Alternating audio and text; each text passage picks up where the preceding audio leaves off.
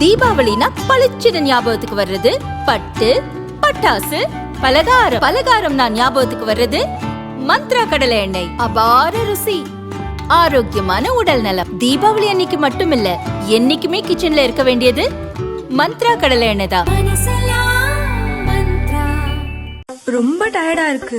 இயற்கையான டேட்ஸ், பாதாம், பிஸ்தா, cash and honey கொண்டு தயாரிக்கப்பட்ட லயன் டேட் நட் பைட்ஸ். இதுவரை ஒரு முறையாவது திருப்பரங்குன்ற கோயிலுக்கு அறநிலைத்துறை வந்து ஆய்வு செய்திருக்கிறாரா? சேகர்பாபு இப்ப இதுவரைக்கும் வந்திருக்காரா திருப்பரங்குன்ற கோயிலுக்கு? கிரிவலப்பாதையை முழுமையாக சுத்தப்படுத்த முடியவில்லை என்பதற்கு வரவில்லையா?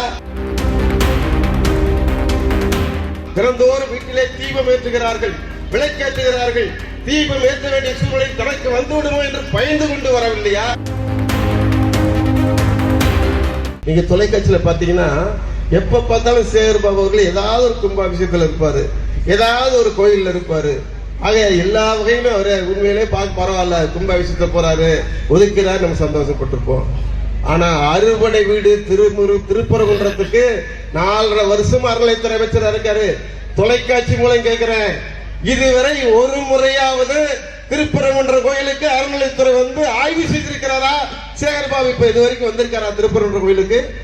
நம்ம திருப்பூர்ல முதல் படை வீடு இங்க இருக்க சட்டமன்ற உறுப்பினர் அதிமுக சட்டமன்ற உறுப்பினர் என்பதற்காக வரவில்லையா? அல்லது ரோப்கார் போட முடியவில்லை என்பதற்கு வரவில்லையா? அல்லது கிரிவலப்பாதையை முழுமையாக சுத்தப்படுத்த முடியவில்லை என்பதற்கு வரவில்லையா? அல்லது சஷ்டி மண்டபத்தை உரிய இடத்திலே கட்டப்படவில்லை என்பதற்காக வரவில்லையா? அல்லது அங்க இருக்கிற தாய்மார்கள் எல்லாம் திறந்தோறும் வீட்டிலே தீபம் ஏற்றுகிறார்கள், விளக்கேற்றுகிறார்கள். தீபம் ஏற்ற வேண்டிய சூழ்நிலை தனக்கு வந்துவிடுமோ என்று பயந்து கொண்டு வரவில்லையா?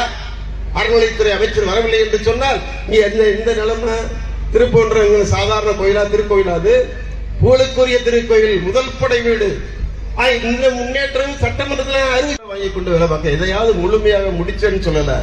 இன்னும் கும்பாபிஷேகத்தை முழுமையாக முடிக்கக்கூடிய சூழ்நிலை வரல, இது வரைக்கும் பண்ணல. ஆக எந்த திட்டத்தையும் கொடுக்க மறுப்பதுதான் இன்றைக்கு திமுக அரசு.